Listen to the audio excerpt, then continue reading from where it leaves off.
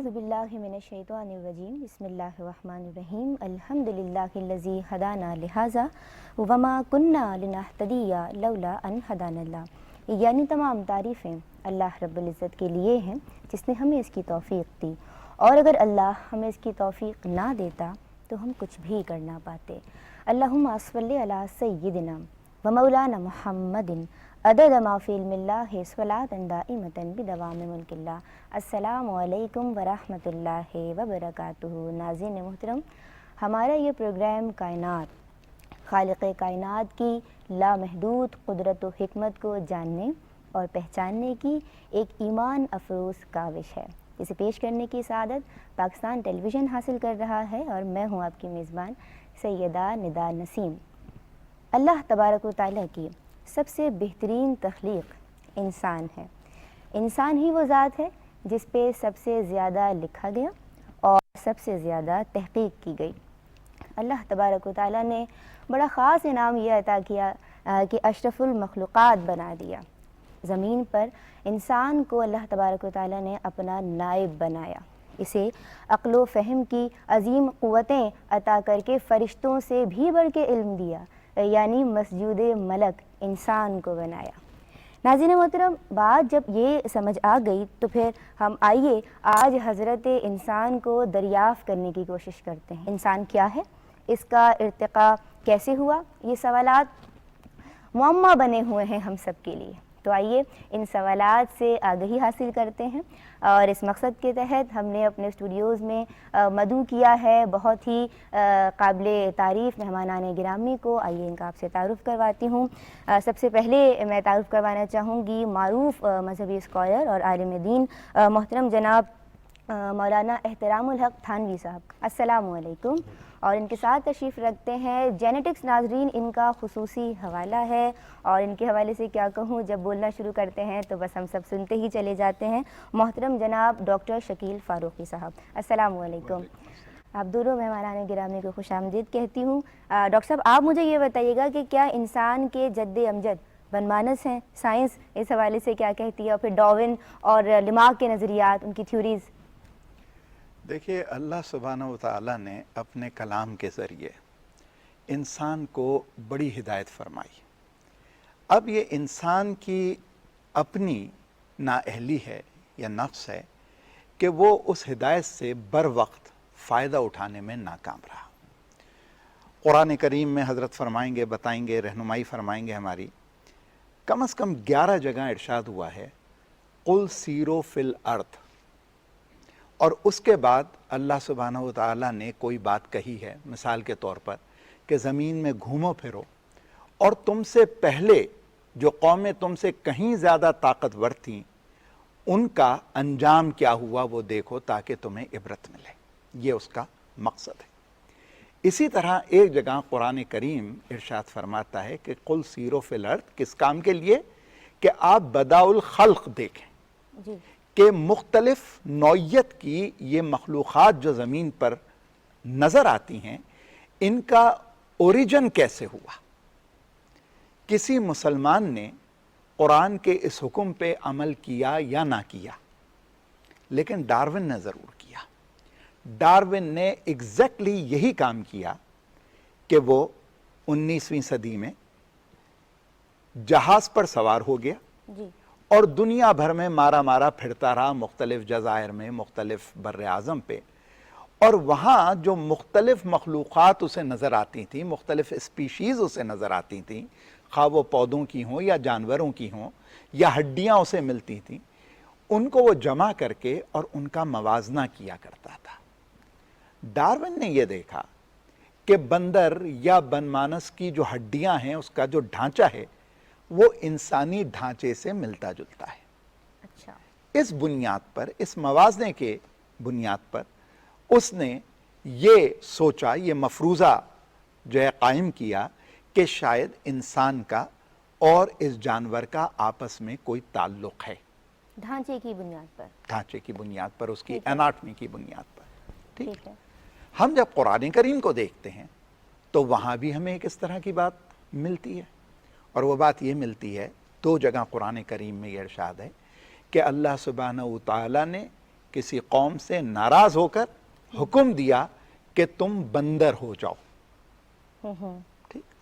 اب اگر ایک مخلوق اللہ کے حکم سے دوسری مخلوق میں ڈھل رہی ہے تو اس کے بنیادی ڈھانچے میں کچھ نہ کچھ مطابقت اور مماثلت تو ہوگی. بالکل ہوگی.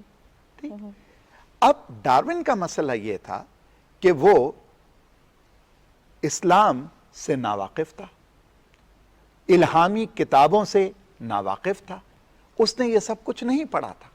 تو محض اپنی انسانی عقل کی بنیاد پر اور جو شواہد اسے دنیا میں نظر آ رہے تھے اس سے اس نے یہ نتیجہ اخذ کیا کہ انسان چونکہ ایک بہتر صورت رکھتا ہے تو اس کی قدیم صورت بنمانس یا بندر ہوگا، اور اس میں جب ترقی ہو گئی تو وہ انسان بن گیا. اسے یہ بات معلوم نہیں تھی کہ یہ چیز دوسری سمت میں بھی جا سکتی ہے. صحیح.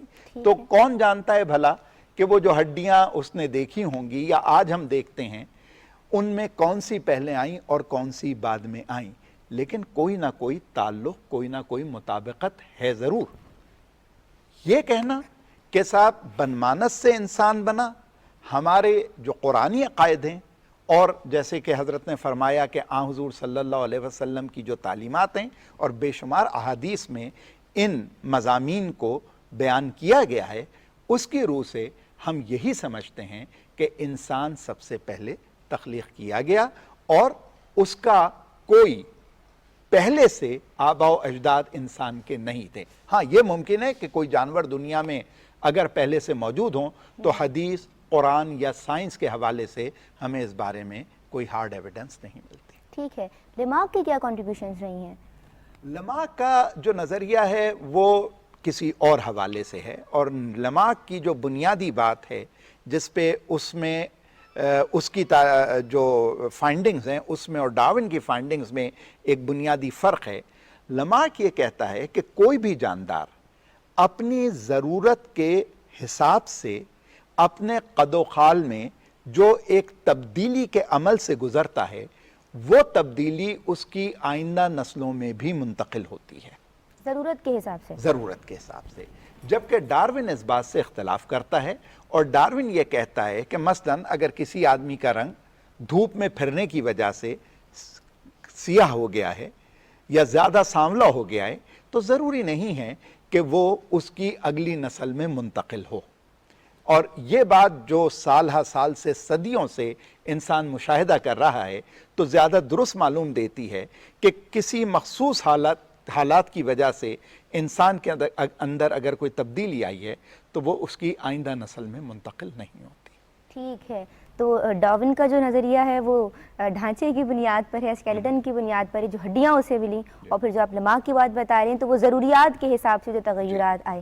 مولانا صاحب مجھے آپ یہ بات بتائیے گا کہ پیغمبروں کی تعداد 1,24,000 بتائی جاتی ہے، جو ہم نے سنا بھی ہے، پڑھا بھی ہے. تو انسان کی عمر کا اندازہ کیا اس حوالے سے لگایا جا سکتا ہے اس بات کو مد نظر رکھتے ہوئے؟ نہیں،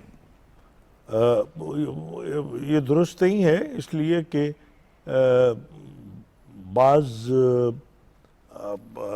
دور ایسے گزرے ہیں کہ جس میں نبی جلدی جلدی آتے تھے، اور بلکہ ایک ہی وقت میں دو نبی بھی موجود ہیں. ایسا بھی ہے کہ ایک نبی یہاں ہیں، ایک نبی وہاں ہیں. تو اب اس سے، اور پھر جب نبوت کا سلسلہ ختم ہو گیا تو اب اگر نبوت کا سلسلہ بھی ختم ہو گیا تو شروع تو حضرت آدم سے ہوا تھا، چلیے وہاں تک تو ٹھیک ہے، اور رسول اللہ صلی اللہ علیہ وسلم پر ختم ہو گیا. اب یہ جو جتنی زندگی آگے چل رہی ہے تو اب یہ تو بغیر نبی کے ہے نا، اب تو کوئی نبی نہیں آ رہا ہے، تو اس حصے کو کدھر شامل کیا جائے گا؟ اس لیے اس بنیاد پر کائنات کی اور دنیا کی آپ عمر اگر اس سے نکالنا چاہیں تو یہ درست نہیں ہے. بلکہ بنی اسرائیل وہ قوم ہے کہ جس میں 1,24,000 جو پیغمبر ہیں تو 24,000 پیغمبر تو صرف بنی اسرائیل میں آئے ہیں. صرف بنی اسرائیل میں 24,000 پیغمبر آئے ہیں، اور 1,24,000 کی جو تعداد ہے وہ کل ہے۔ اب اس کے اندر ایک بات میں ضمناً یہ بات کہہ دوں کہ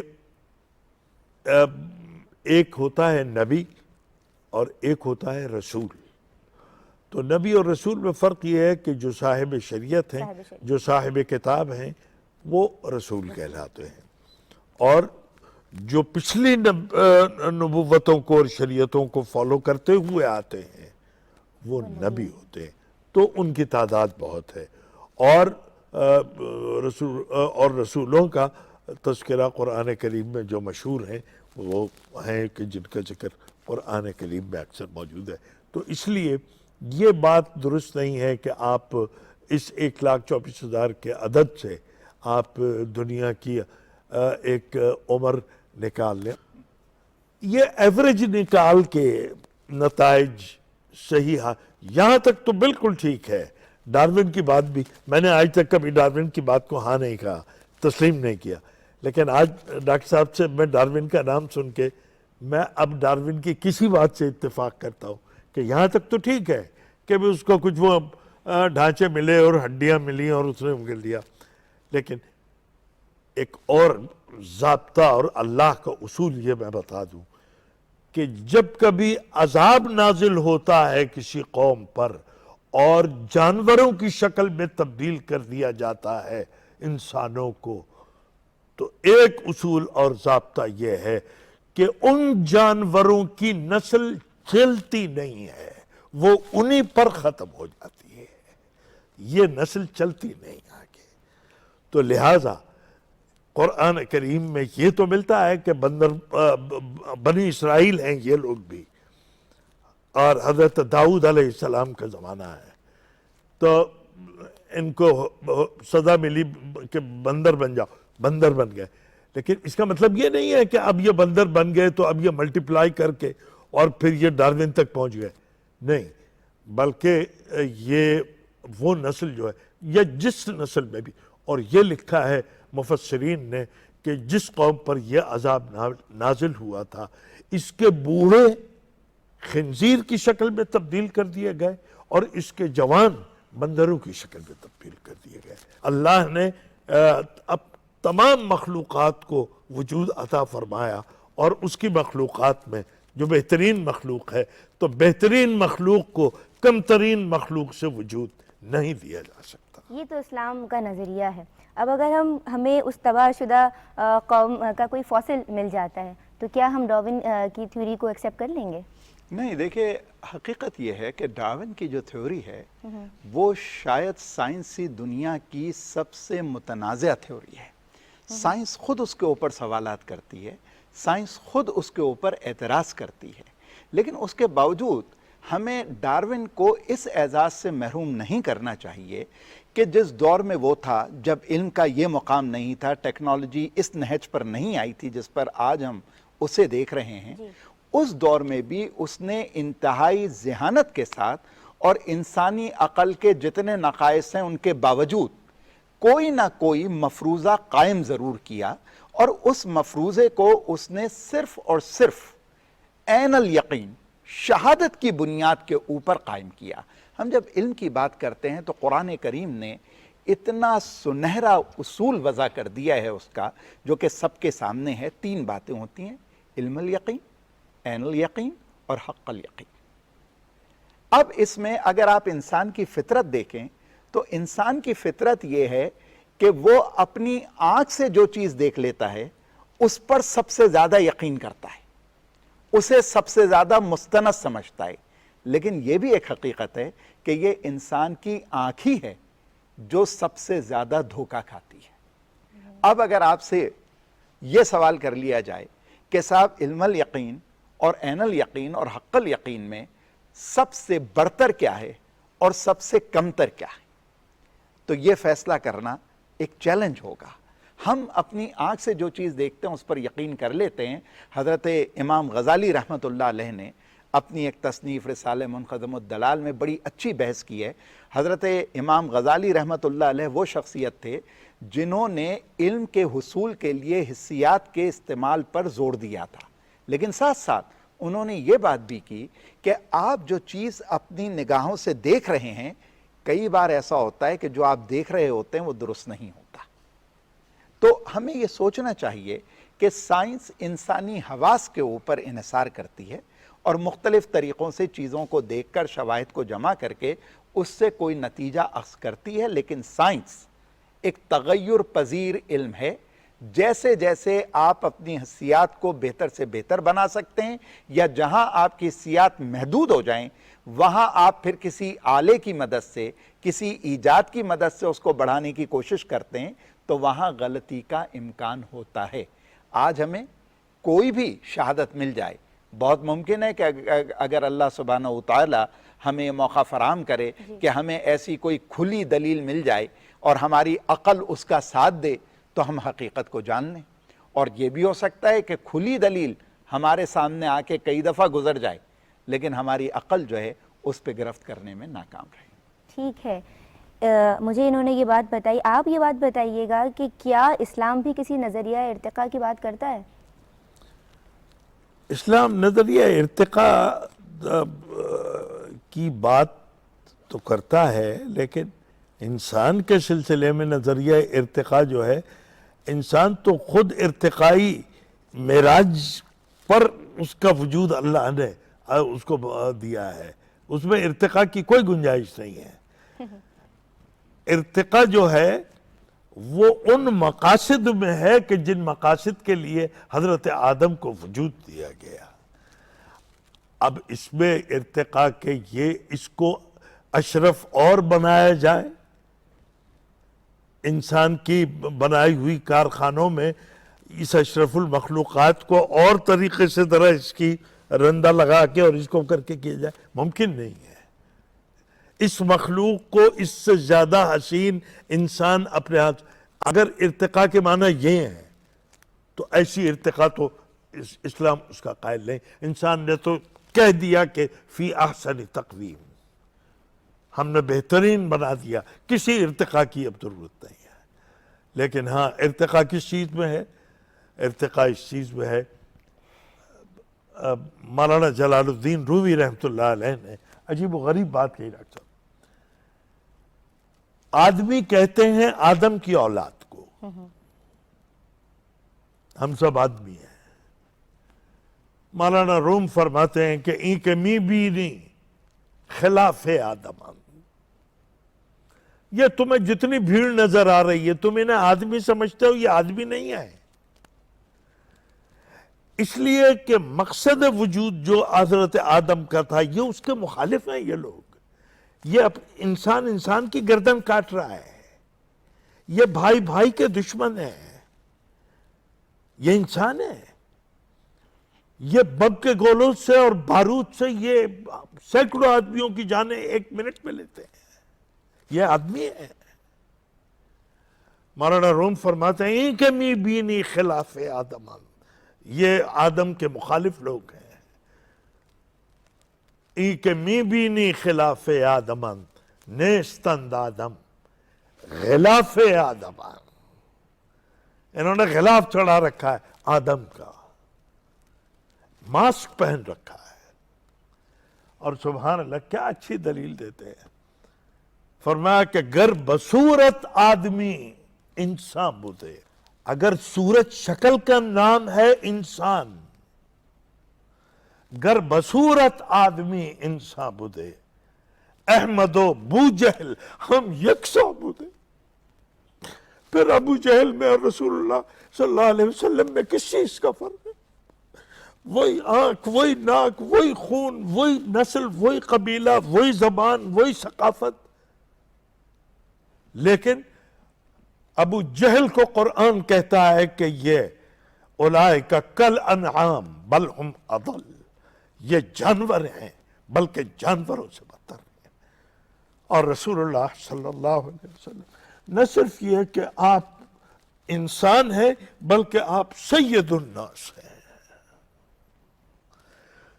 معلوم یہ ہوا کہ ارتقاء مقصد میں تو ارتقاء ہے کہ اس کی ارتقائی معراج رسول اللہ صلی اللہ علیہ وسلم کو حاصل ہوئی کہ آپ سید الناس ہوئے، اور اسی کو کہا کہ انسان کو کہا کہ احسن تقویم، اور فرمایا کہ اگر یہ اپنے مقصد کو پورا نہیں کرتا تو ثم رددناہ اسفل سافلین. یہ اس کی تنزل ہے، اس کی ارتقاء یہ ہے کہ یہ نبیوں کے مقام تک اور درجے تک پہنچا، اور اس کا تنزل یہ ہے کہ یہ جہنم میں اسفل سافلین نہ ہوگا. تو اسلام جس ارتقاء کی بات کرتا ہے وہ ارتقاء روحانی ارتقاء ہے، مقصد کا ارتقاء ہے. صورت شکل کا اور وجود کا ارتقاء جو ہے وہ اسلام میں اس کا کوئی تصور نہیں. اسلام جس ارتقاء کی بات کرتا ہے وہ مقصدی ارتقاء ہے. ڈارون نے اپنی تھیوری کو درست ثابت کرنے کے لیے جن فاسلز کا بعد میں ذکر کیا وہ پھر غلط جا کے بعد میں ثابت ہوئے، تو اس حوالے سے آپ کیا کہنا چاہیں گے؟ یہ کہنا مشکل ہے کہ وہ غلط ثابت ہوئے، لیکن یہ بھی نہیں کہا جا سکتا کہ وہ بالکل درست نتیجہ اس سے اخذ کرنے میں کامیاب ہوا. یہ طریقہ کار سائنس کا جو ہے وہ جو بھی موجودہ شواہد ان کے سامنے آتے ہیں اس کا انسانی عقل اور اس مخصوص دور میں انسان کے پاس جو ٹیکنالوجیز ہوتی ہیں اس کے بنیاد پر جو نتیجہ وہ اخذ کر سکتے ہیں وہی کر سکتے ہیں. یہاں پر ہمیں یہ بات جاننا ضروری ہے کہ جب ہم ایویڈنس کی بات کرتے ہیں تو دو باتیں ہوتی ہیں اس میں. ایک تو ہوتی ہے براہ راست ایویڈنس، اور ایک ہوتی ہے کہ حالات جس طرف اشارہ کر رہے ہوں. اگر کوئی آدمی قتل کر دے اور اس کے بارے میں براہ راست ایویڈنس نہ ہو تو اسے موت کی سزا نہیں دی جا سکتی. اگر حالات اس طرف اشارہ کر رہے ہوں کہ یہ آدمی مجرم ہے تو اس پر گرفت تو کی جائے گی، اسے عمر قید کی سزا تو دے دی جائے گی، لیکن اسے موت کی سزا نہیں دی جائے گی. اس مثال سے آپ یہ بات سمجھیں کہ سائنس جو ہے اسے بہت کم معاملات میں براہ راست ڈائریکٹ ایویڈنس ملتی ہے. مثلا کون سا انسان دنیا میں ایسا ہوگا جس نے کوئی ارتقائی عمل اپنے دور زندگی میں پائے تکمیل تک پہنچتے دیکھا ہوگا؟ جس ارتقاء کی سائنس بات کرتی ہے وہ صدیوں لیتی ہے، ہزارہا سال لیتی ہے، یعنی 1000 سال بھی کم ہے. سائنس یہ بات نہیں سوچ رہی کہ پچھلے 30,000 سال میں انسان میں کوئی ارتقاء ہوا. لیکن جسمانی طور پر کوئی تبدیلی آ جانا، جسمانی طور پر کوئی واضح فرق آ جانا، اس طرح کی کوئی مثال نہ تو انسانوں میں ملتی ہے نہ جانوروں میں ملتی ہے. ہاں، جو چھوٹے چھوٹے جرثوں میں ہوتے ہیں جو کہ آنکھ سے دیکھے بھی نہیں جا سکتے، ان کے اندر بہرحال تبدیلیاں بڑی تیزی سے ہوتی ہیں. یہ حالات اس بات کی نشاندہی کر رہے ہیں کہ جاندار میں کوئی نہ کوئی ارتقائی تبدیلی ہو سکتی ہے. میرا تو یہی خیال ہے کہ بات ابھی بھی تمام نہیں ہوئی اور گفتگو ناظرین تشنا ہے. تو انشاءاللہ العزیز ہم اگلے پروگرام میں اسی پینل کے ساتھ، اسی ٹاپک کے ساتھ، اسی موضوع کے ساتھ پھر سے حاضر ہوں گے. آپ دونوں شخصیات کی میں بے حد مشکور و ممنون ہوں کہ آپ نے اپنا قیمتی وقت دیا. انشاءاللہ اگلے پروگرام میں آپ سے پھر ملاقات ہوگی. اجازت دیجیے. فی امان اللہ. السلام علیکم ورحمۃ اللہ وبرکاتہ.